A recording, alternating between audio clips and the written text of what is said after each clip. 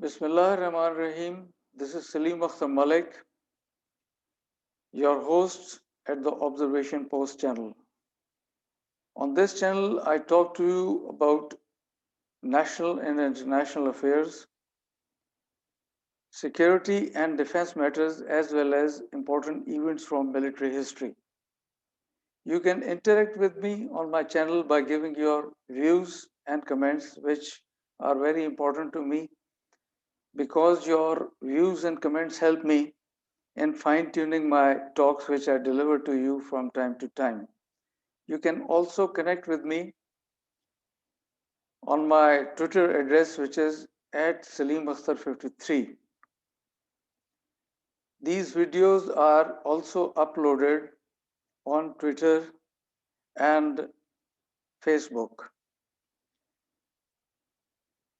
In this session, I'll be talking to you about the situation which is unfolding as a result of the withdrawal of the United States forces and the forces of its coalition partners from Afghanistan. As we all know, Americans as well as their coalition partners will be leaving Afghanistan by the end of this month. I mean, the bulk of their forces will leave and the withdrawal will be completed by the end of September, they say. And they are in the process of destroying the equipment which they would not be able to take along with them and which would not be needed. So the withdrawal operation has started. The withdrawal is being done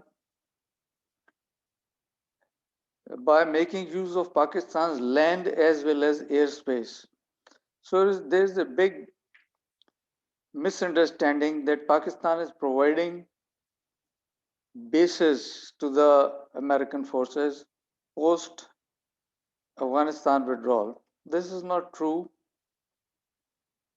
Pakistan is technically still a US ally in the coalition which had been fighting the Afghan insurgents since 2001.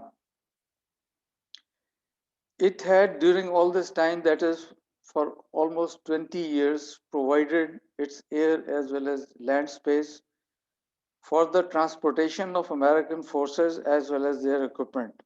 So this is not something new, but a storm in the teacup is being created by some quarters regarding the granting of bases, new bases to the American forces. There is no American base presently working in Pakistan. So when we talk about the situation which is prevailing presently and which will unfold after the withdrawal of the American forces and its coalition partners from Afghanistan, will be more clearly explained to you if I give you a brief rundown on Afghanistan and the background of the present conflict, which had resulted in the invasion of Afghanistan by America and its allies post 9/11. So, I had been talking in my earlier videos also that Afghanistan had always been without a central authority. And I had been discussing this point, I had been highlighting this point, that the four attributes of a state, of a normal state, are: number one, it should have a central authority governing the territory over which it lays its claim. Number two, it should have an administration to run the day-to-day affairs of the country. Number three, it should have a police to look after the internal law and order situation. And then it should have an army to defend itself against foreign aggression.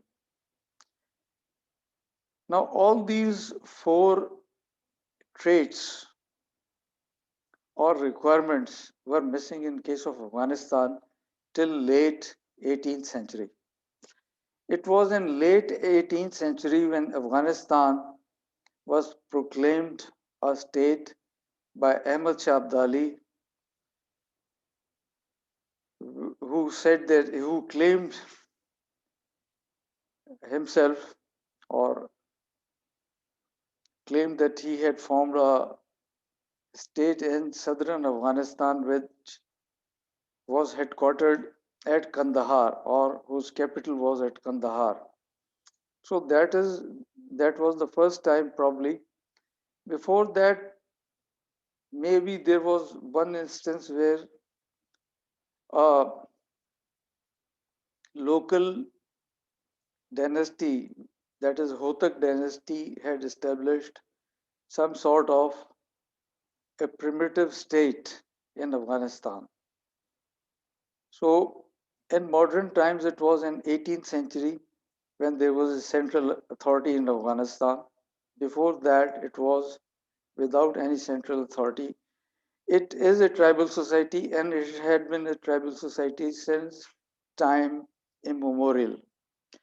And when there is no central authority and other attributes of statehood, a region is always prone to invasions by its neighbors and from foreign invaders. And this is what happened in case of Afghanistan.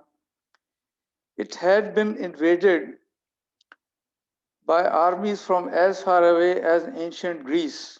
So it was Alexander the Great who led an invasion some 2,500 years ago. Then there were other invaders like the ancient Persians, as well as rulers and invaders from Central Asia who had been invading and ruling this country.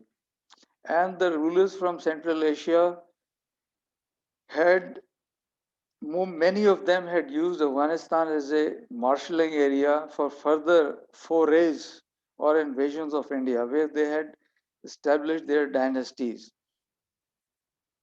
The last being the Mughal dynasty. So the Mughals were Turks from Farghana, which is a place in Uzbekistan, in modern Uzbekistan. So that was the situation in Afghanistan till late 18th century. So when there is no central authority, there is also no demarcated border or borders with the neighboring countries. And this was the situation in case of Afghanistan also. The borders of Afghanistan along its neighboring countries were porous. They were not demarcated, and as happens in such cases, people on both the sides of the borders were from the same racial stock. So the borders of Afghanistan was first demarcated by the British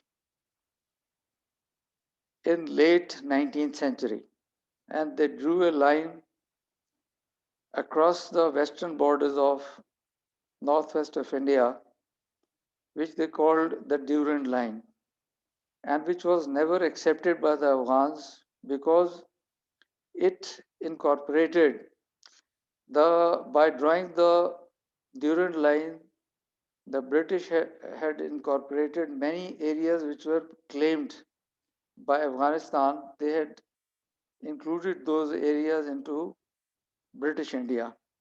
And that was but natural because they had to control or dominate the features, the important features such like mountain ranges and passes, as well as approaches which led into British India from Afghanistan.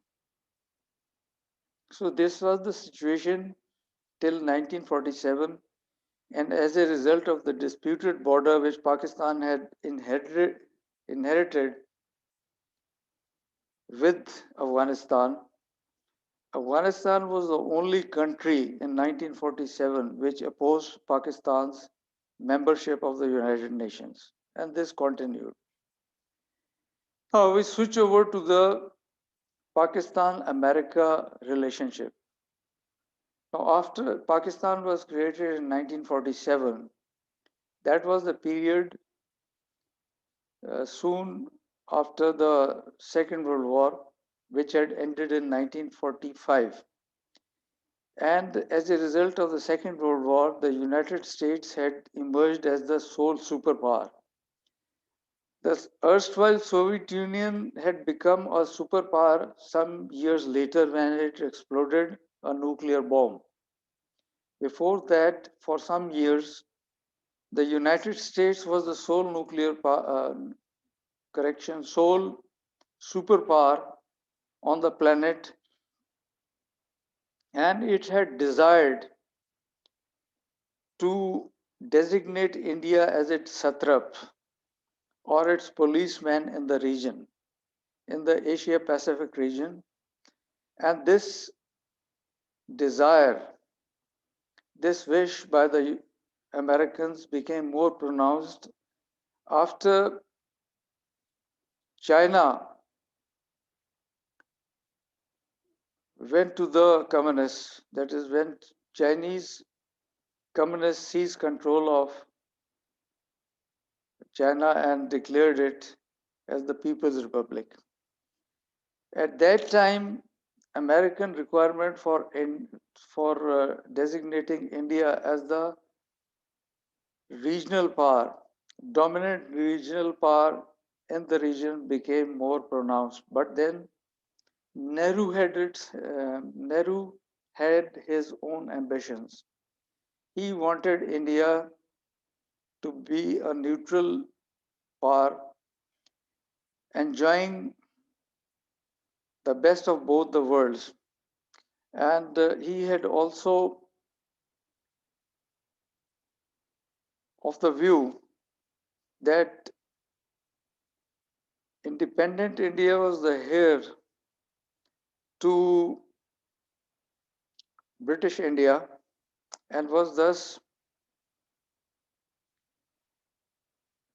having the right to rule this region as the British ruled India. So, for that reason, he had also aspired for the membership of the elite club, which I term as the geostrategic aristocracy. Now, geostrategic aristocracy is an exclusive club of countries which are highly industrialized with powerful armies. Most of them are nuclear powers, and they have all the attributes of an exclusive power, such as big navies and the ability to project their military power overseas. So this is what Nehru had also wanted, and he had created a nuclear program of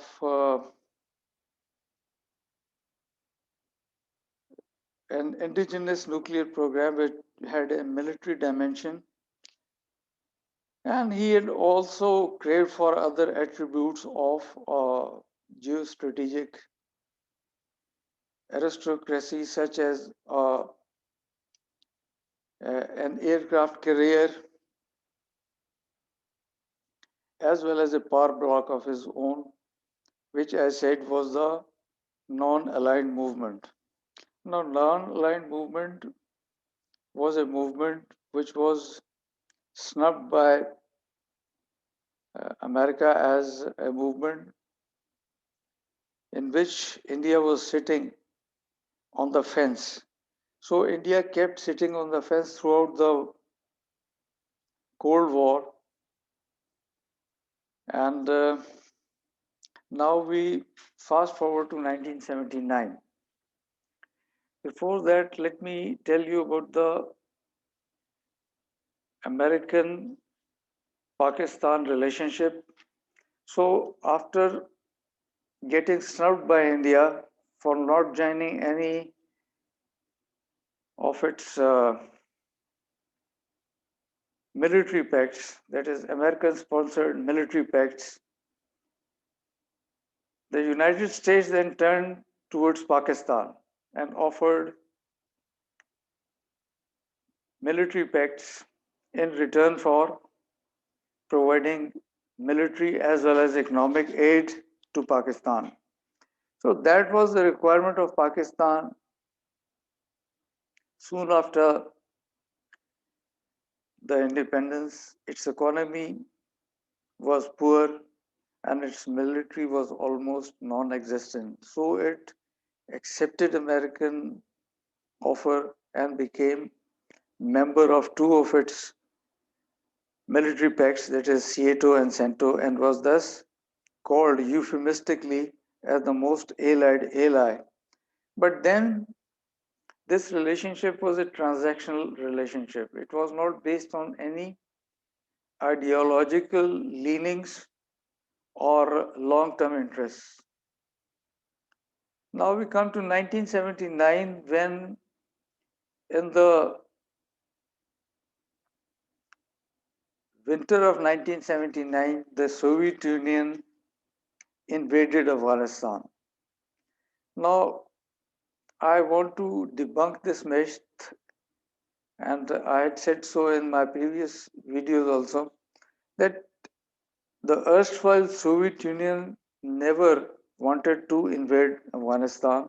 It was forced to do so because of the internecine war that was going on in Afghanistan after Sardar Dawood's government was toppled.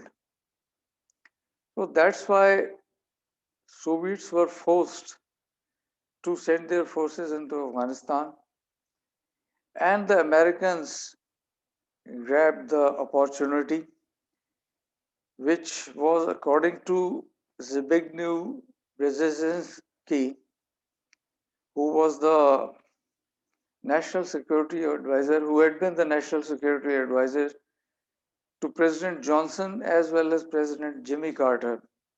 So Zbigniew Brzezinski said that America would sow shit in Russia's backyard. And this is what the United States had been doing throughout the Afghan Jihad. It was sowing shit in Soviet Union's backyard.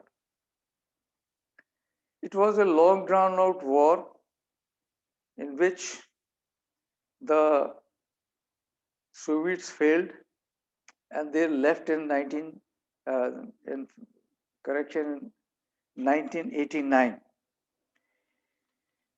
So as a result of the Soviet withdrawal, all Americans also lost interest in Afghanistan and they also packed. They also packed up and left. They stopped all the military as well as economic assistance to Pakistan and became indifferent to what is going on and what was going on in the region. So The vacuum that was created as a result of the Soviet withdrawal from Afghanistan was filled by many proxies and private armies, one of which were the Taliban's. Now, Taliban was created by Pakistan or not is not the issue. The fact is that in case of a vacuum, the vacuum is to be filled by some force. And since they were the most organized force in 1989, therefore they seized control, that is the Taliban seized control of Afghanistan and ruled it till 9/11 when the Americans kicked them out from Afghanistan.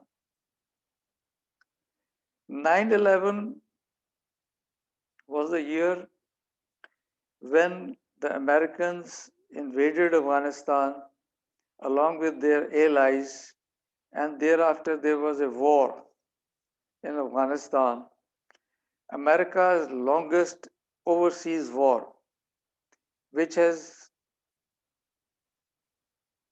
stopped or which finished in 2020. It is still in the final stages of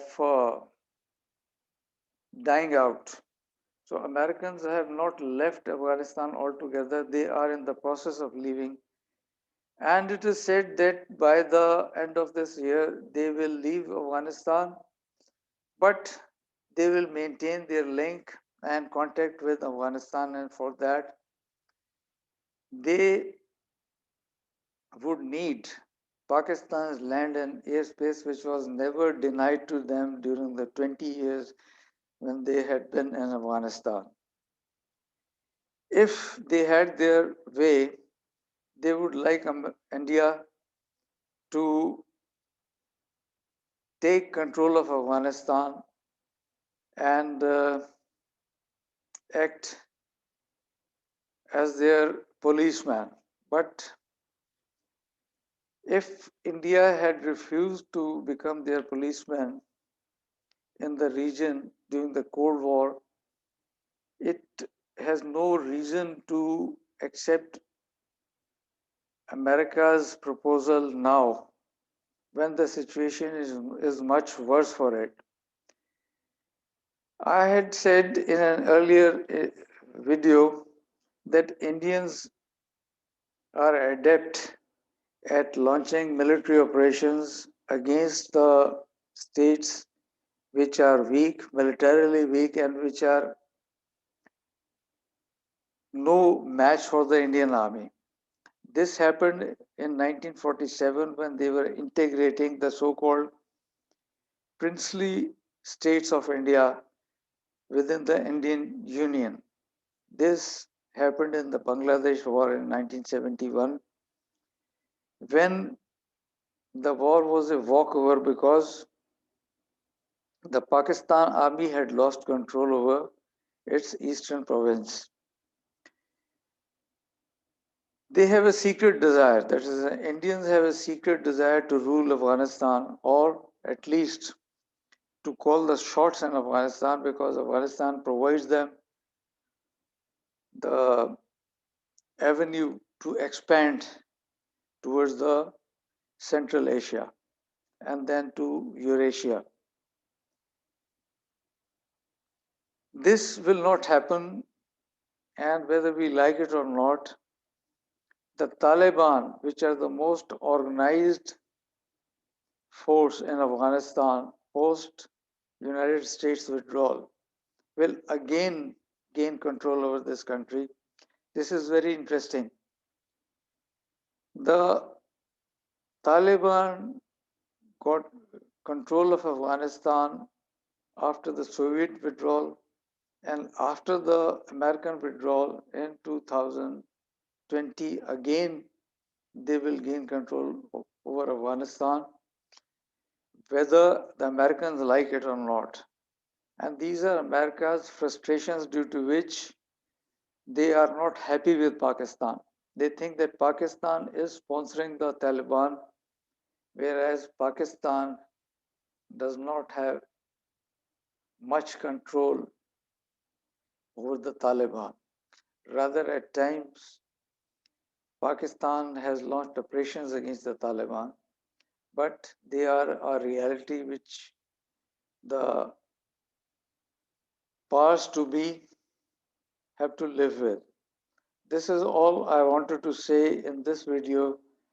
See you in the next video with a new topic. Till then, bye bye.